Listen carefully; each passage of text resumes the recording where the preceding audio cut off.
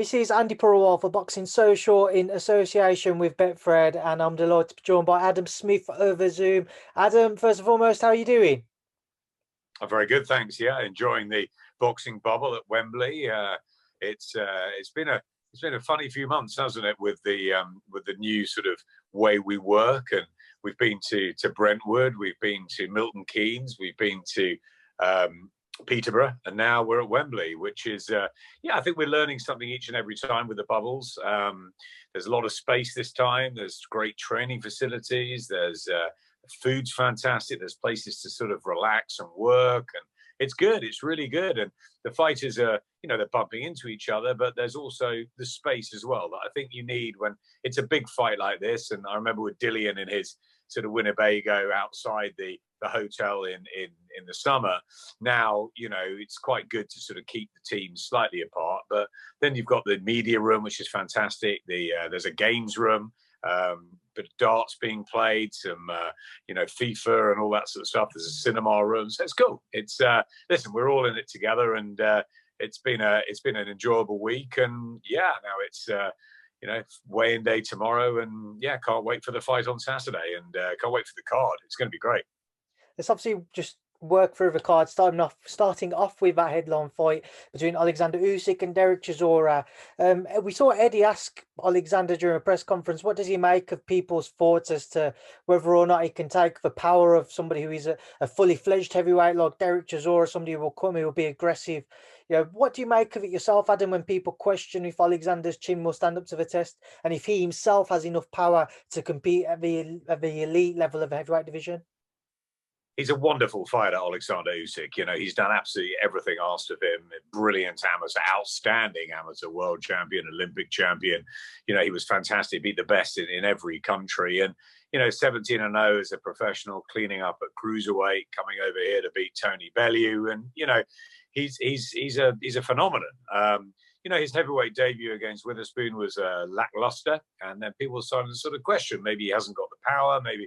But that was a strange sort of fight and a late replacement. I think that we'll learn a lot more on Saturday about Alexander Usyk. I think that he'll his accuracy, his mobility, his fluency. He'll look to use that to pot shot Derek, to make sure that Chisora sort of does, as he says, he'll eat a lot of leather. I think he will, and I think he's got to be careful he doesn't come on to shots. And I don't think we're going to see sort of Chisora's going to come at him, and he's going to come at him round after round. But I'm not sure you'll see sort of Usyk just backing off and dancing around him. I think I think he might stand his ground a little bit more than people think. Look, he's got 13 knockouts in his 17 wins, so he's not a powder puff puncher at cruiserweight.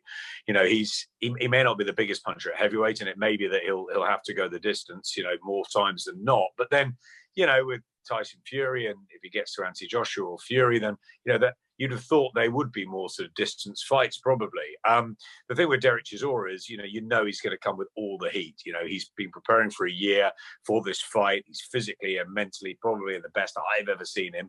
He is 36. We know what Derek can do. He's come unstuck a few times at the higher level, but also he's been unlucky at times. He was ahead against Dillian White the second time before he walked into that shot. He was, arguably beaten the first time. It was a very close fight. He's had, not the rub of the green a couple of times, been the distance with Klitschko. He's shared a ring with great people, Hay and Fury. And, so look, he's got so much experience, and he really believes he can win. And they believe they've got the tactics right, David Hay and the team, that they can, take Usyk to a place he's not comfortable with. We'll find a lot more out about Usyk, but I think Alexander will want to make a statement as well.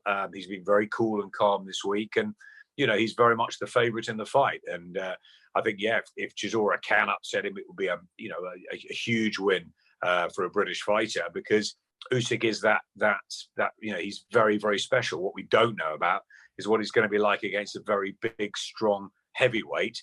But Derek's never won a world title, so is he an elite heavyweight, or is he just sort of a top heavyweight that's having a bit of an Indian summer? And listen, it will come down to styles, and if Chisora can implement his style and can hurt Usyk at times in those first few rounds, then maybe he can come out successful and produce the shock.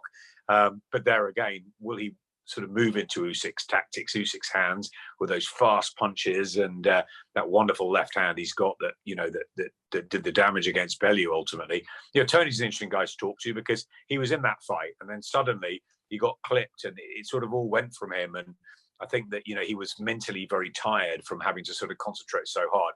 It's going to be very different with Chisora. Chisora, you know, can't outbox Usyk, no way, not in a million years. So he's got to find another way, and he's got to try and get rough and tough with him, you know, as long as he can. And I think he'll be fit enough to do 12 rounds if Alexander Usyk's not, you know, not punching him back. The question is, you know, can he, you know, do 12 very, very ferocious quick rounds with that style, with what's coming back at him? That's the intriguing question. So it's a fascinating fight, one that Derek can win, but one that Alexander should win. So yeah, can't wait.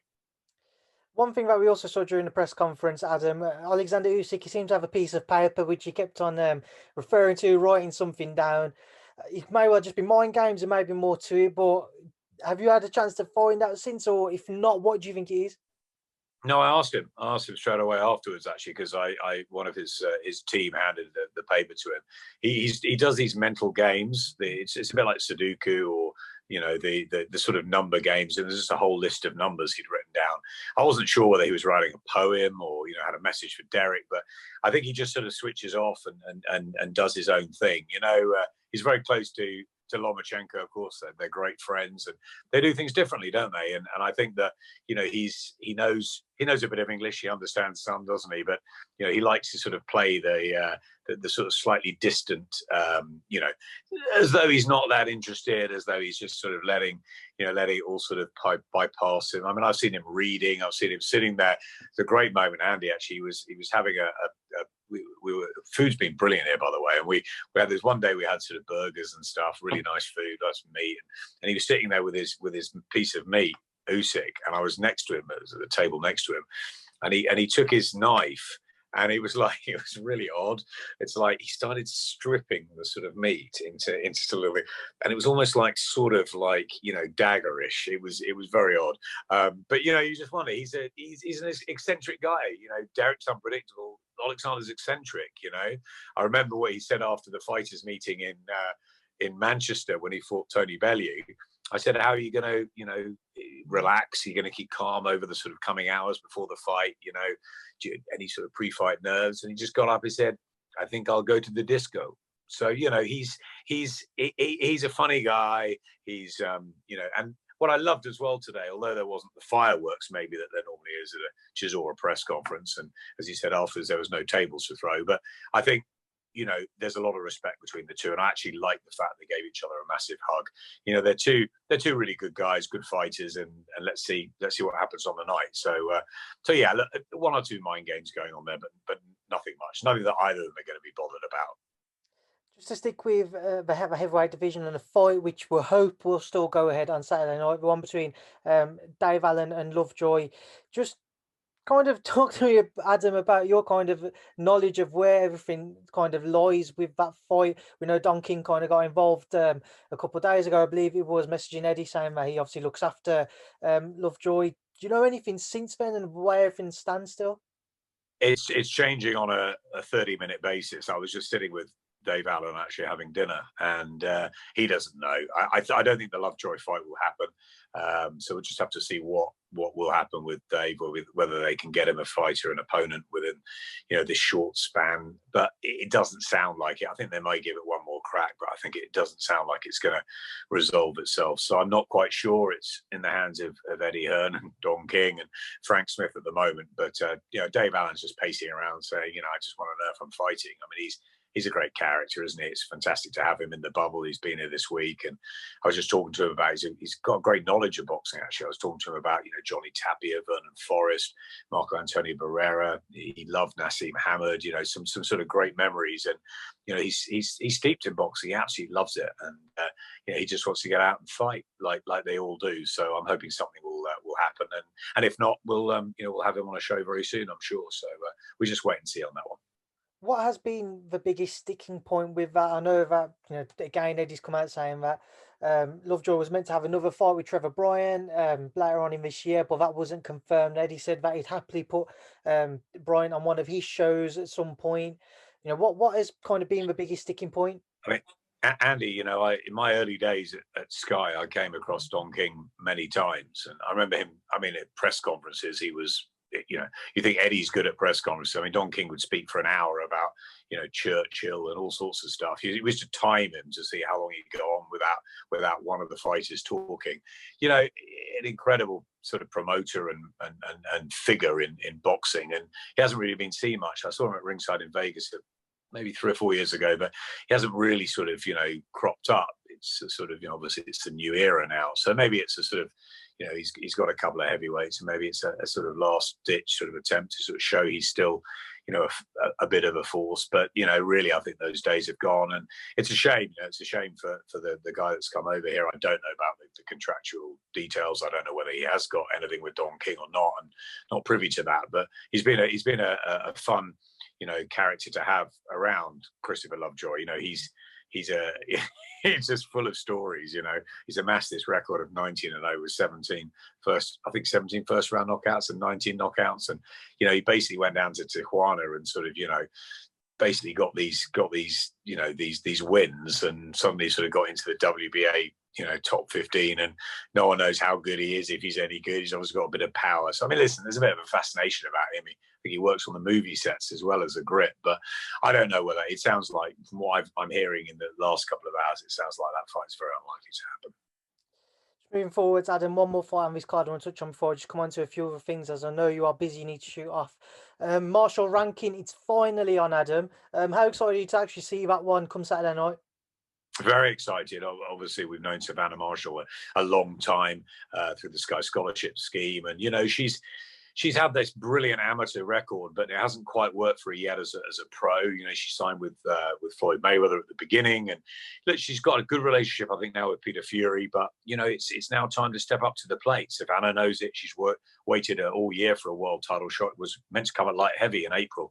It's coming now, and I think it's a really interesting fight with Hannah Rankin, who's a great talker, a fantastic sort of, you know, story in herself. You know, I don't know if you know, but she's a world-class musician. You know, she plays the flute, the bassoon. She plays in top-class orchestras. She was got a master's at the Royal Academy of Music, and she just loves fighting. It's a great tale, and she's full of confidence and full of bluster. And Savannah's quiet, silent assassin, and, you know, it's a really interesting fight, because Savannah should have the pedigree and the, you know, the technical skills, and probably the power as well at middleweight to get the job done. But, you know, if she's not on it, then Hannah Rankin has been in with Clarissa Shields. You know, she's much more experienced as a pro.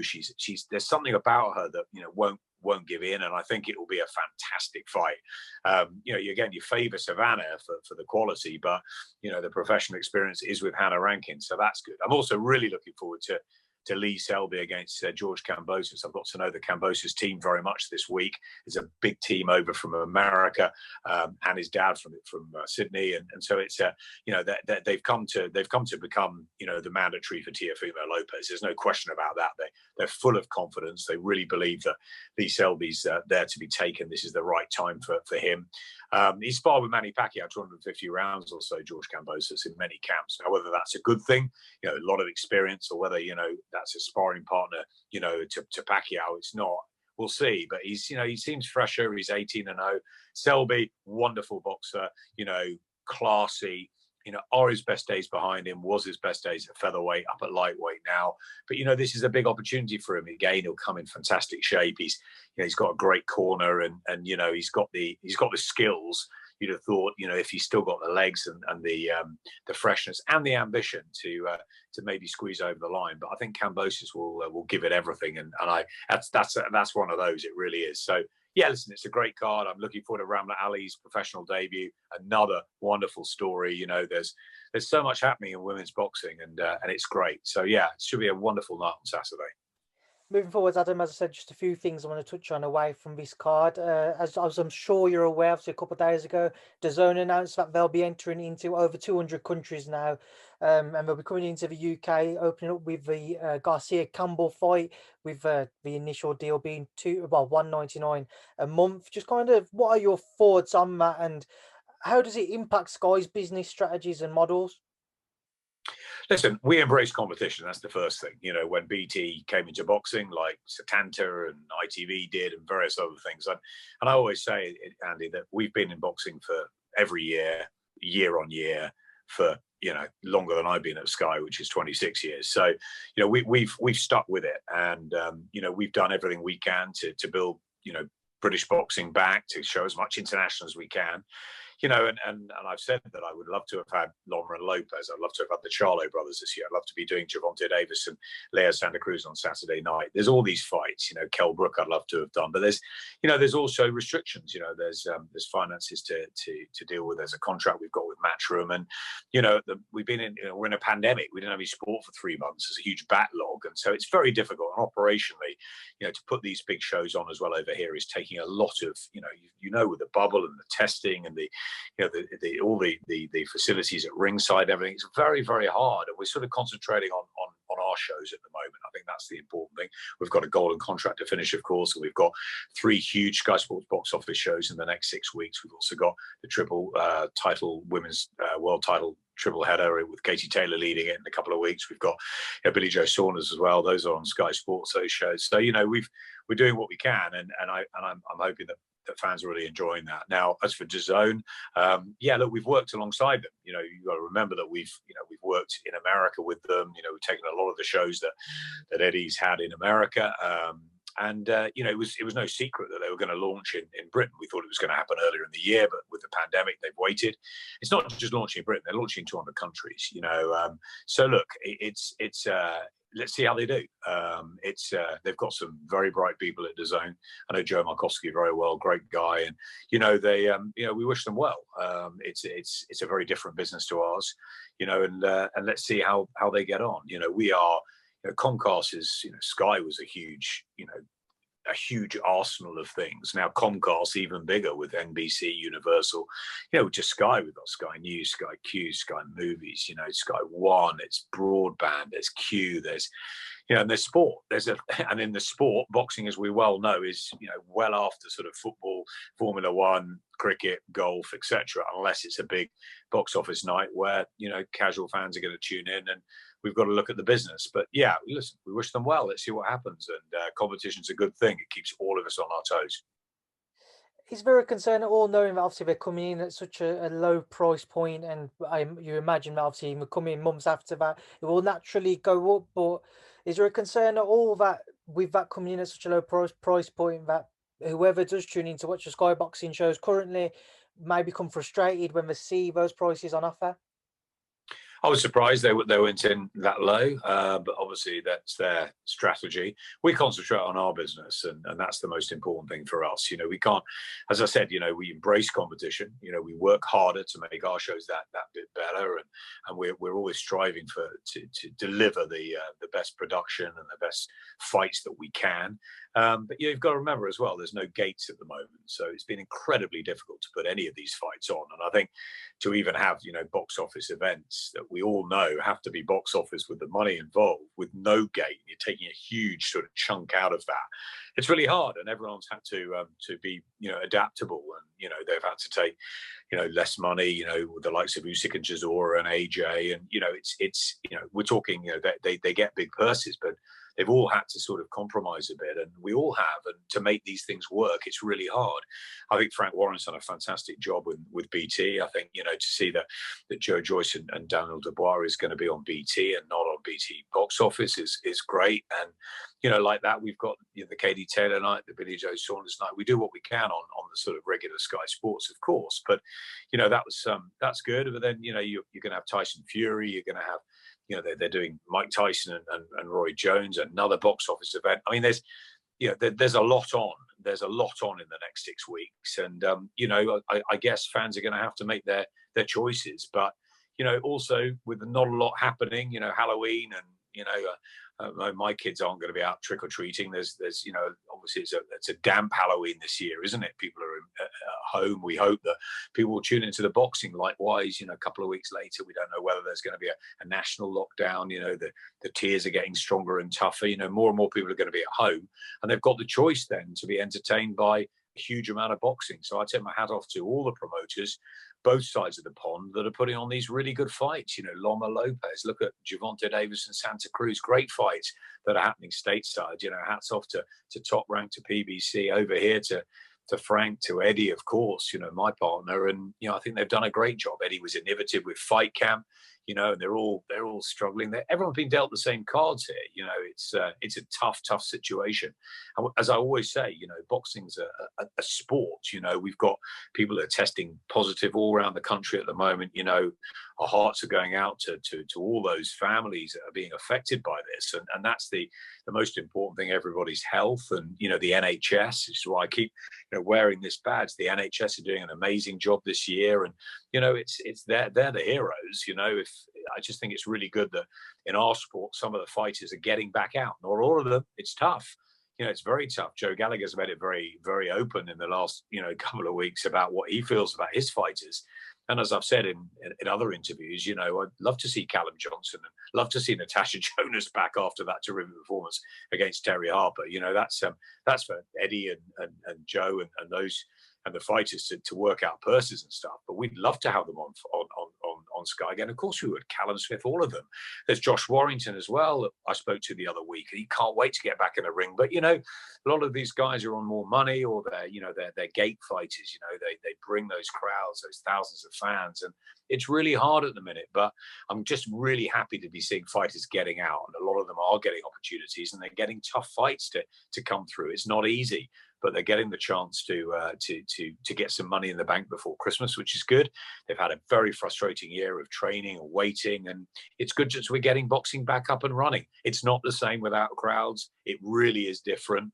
It's eerie. It's going to be very eerie on Saturday night, Halloween, with you know, just no crowd there. It's still, we want crowds back, but you know, we can't see that happening for a while, and until that happens, we just hope that fans enjoy it on the television, and we'll do everything we can to make it as enjoyable as possible and give us as best fights. And the fighters are all coming out of lockdown. They're coming out, you know, into their opportunities, and they're giving it everything. There's been some fantastic fights on both sides of the ponds. You know, a couple of fights of the year over in America within a couple of weeks of each other, and you know, just some brilliant stuff. And you know, Harper Jonas, one of the best fights we've had in recent times. Katie Taylor pursuing the upset of Dillian White. Let's see what happens with Chisora Usyk. You know, then you've got Povetkin White rematch. You've got, you know, Joe Joyce, Daniel Dubois, Tyson Fury back. We've got, you know, AJ, the you know, our king, you know, coming back on December the 12th. And then, you know, if Tyson gets through his fight, AJ gets through his, you know, and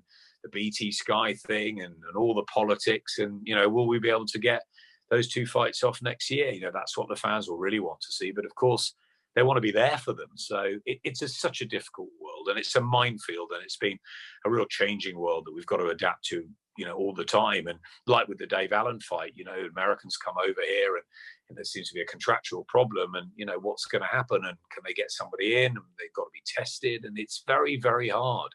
You know, we lost the Savannah Marshall Hannah Rankin fight a couple of weeks ago because Peter tested positive. The girls were devastated, but you know, they get the chance 2 weeks later. So it's hats off to Eddie and Matchroom, and obviously on the other side as well to Frank and to BT to be you know, getting these fights on for the fans. So I think we've just got to enjoy it while we've got boxing, you know. And I think up to December the 12th, 13th, it's going to be absolutely packed. It's going to be an amazing schedule from Sky.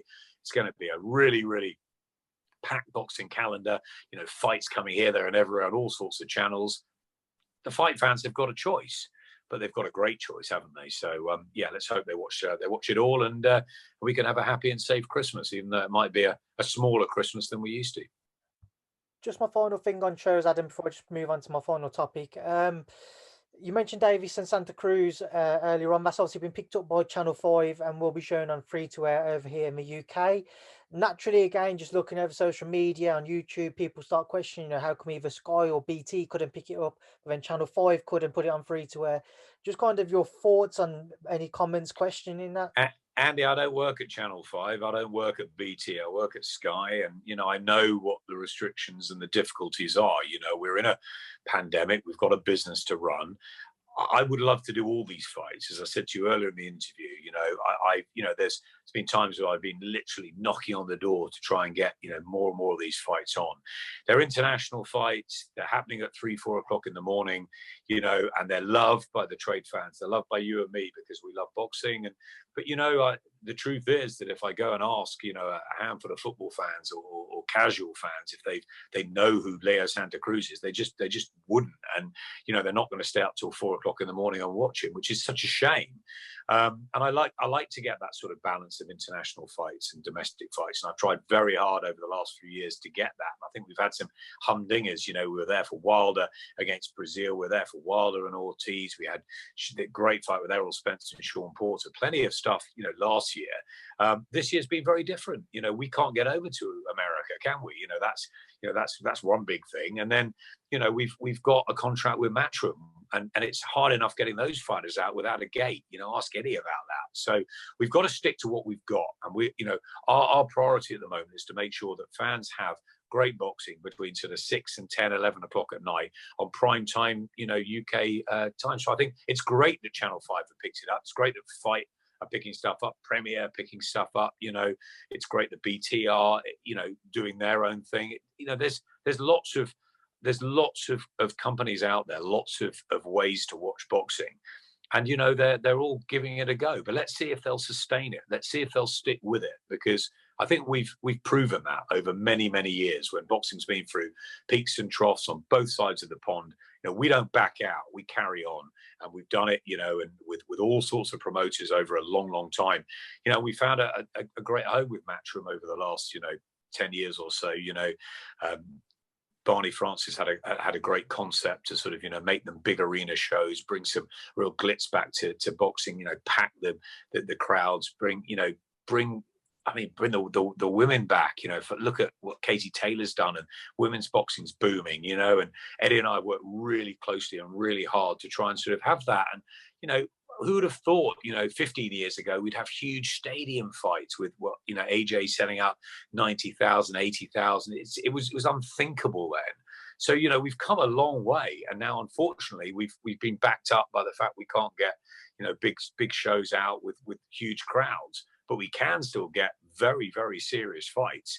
Usyk-Chisora, Povetkin White, AJ Pulev's, huge fights out there with no gate. And I think, just got to step back and say, wow, that's a big effort for the fighters, the promoters, the TV company, everyone to agree these things, and our friends, rivals at BT and Dazn and, Channel 5 and everywhere.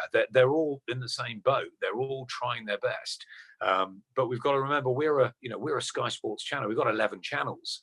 Boxing is just part of the huge repertoire we've got, and the Premier League is king, the cricket, the golf, the Formula One, NBA, NFL, all sorts of rugby.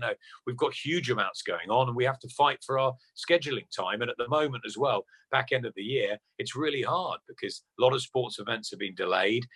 People are fighting, all the sports are fighting to sort of get their slots on the channels and the best slots. So, we can't have everything. And unfortunately, this is a time where internationally it's been tough for us.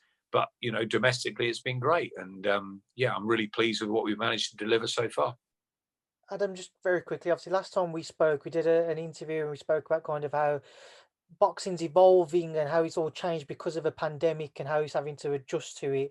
Obviously, you mentioned how lockdown restrictions are starting to become a lot tougher.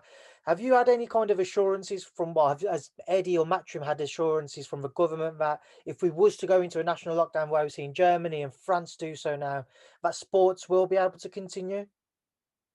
I hope so. I think so.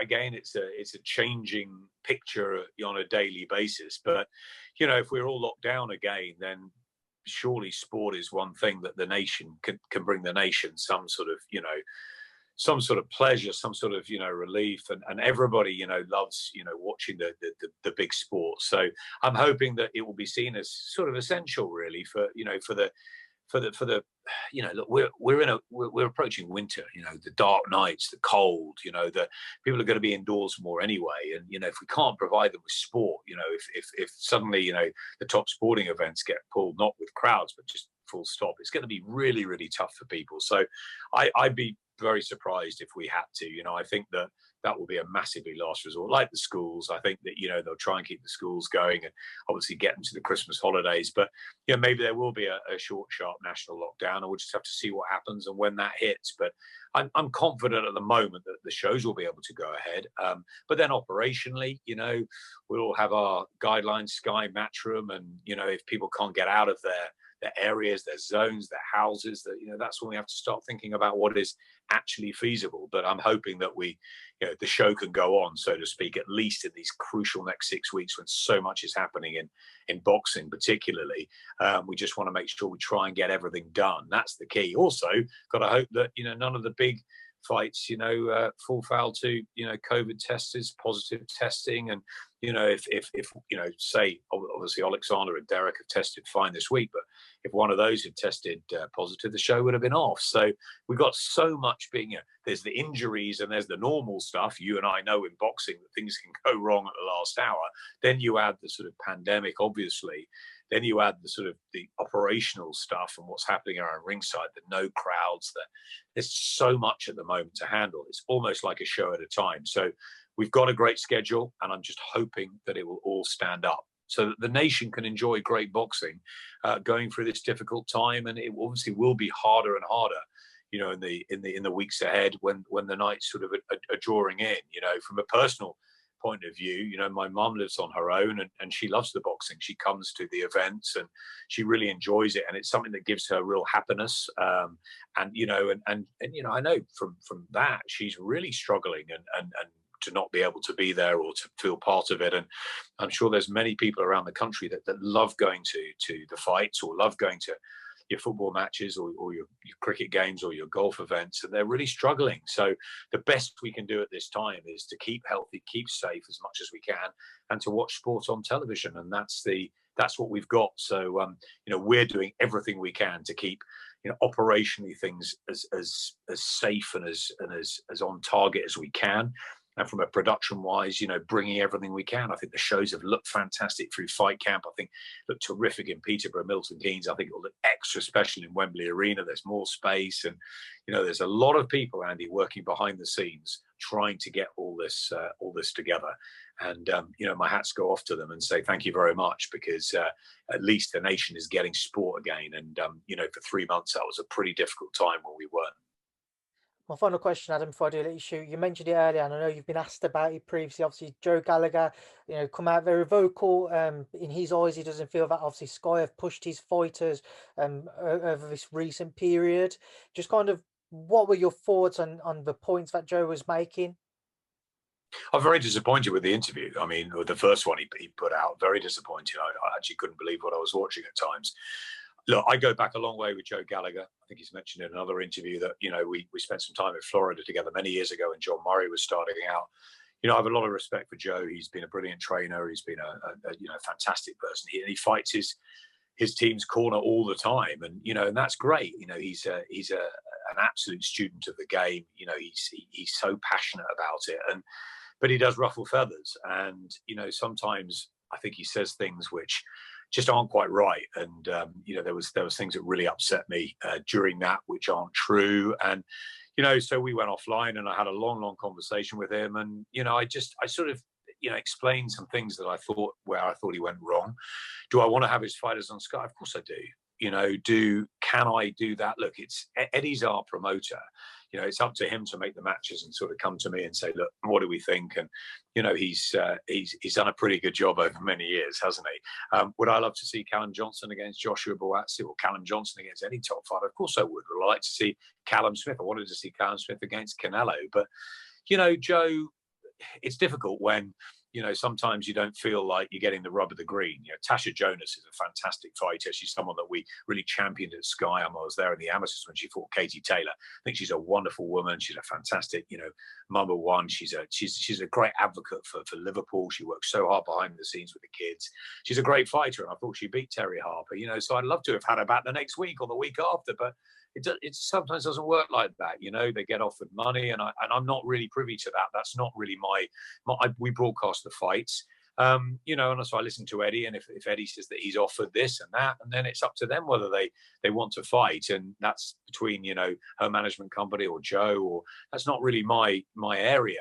My concern is obviously we want the great fighters on Sky that we can have, and I'd love to see those fighters on Sky, whether it's Tasha, whether it's Cam. I didn't like the fact that, you know, we were saying that somebody said that Tasha couldn't fight till next year. I mean, that's just nonsense. And I, you know, I just had to say to him, look, you know, it's not about we cut money. I mean, we're talking, you know, we've Matchroom have got their contract, you know, and that's their money. And when he was saying things like Anthony Joshua and Derek Chisora will be paid all their money, well, why don't you ask them? I don't think that's the case. So I think everybody is adapting to what's going on. It's really hard, you know, with fights with no gate.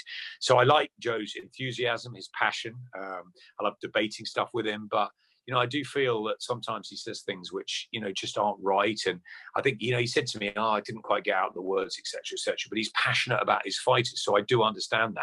And, you know, look, we've really championed Joe Gallagher over the years, you know, with Anthony Crolla, with Scott Quigg, with the Smith brothers, with all, you know, and for him to say, oh, we don't speak about Callum Smith anymore. We don't. Well, Callum Smith did go off to the World Super Series, which was televised by ITV. Great move. He won it, but you know, we lost to Saturday Night Fighter, didn't we, on Sky for a while, and you know, he went off and did his thing. So, you know, it's all well and good when, you know, when we have Callum and there's a fight that we're building up to, you know, we'll be all over him. But also, we talk about him independently anyway. I think he's a brilliant fighter. He's one of the best fighters in the world, and I think it's a real shame we're not seeing him at the moment. But it's like, would I like to have Kell Brook? Yeah. Would I like to have done Brook and Khan? Yeah. You know, we try and make these matches, but often it's not the case, and sometimes they just don't happen. You know, Canelo's situation, we don't know how that's unfolding overseas. You know, we thought Callum was going to get the shot, or Billy Joe. It's not. You know, then to make that sort of a fight, there's a lot of money in it. You probably need a gate. It's complicated, Andy, really complicated. And you know, so I took it offline with Joe, and you know, we had a good chat. And you know, in fact, the first thing he said was, "How's your mum? Is she coping all right?"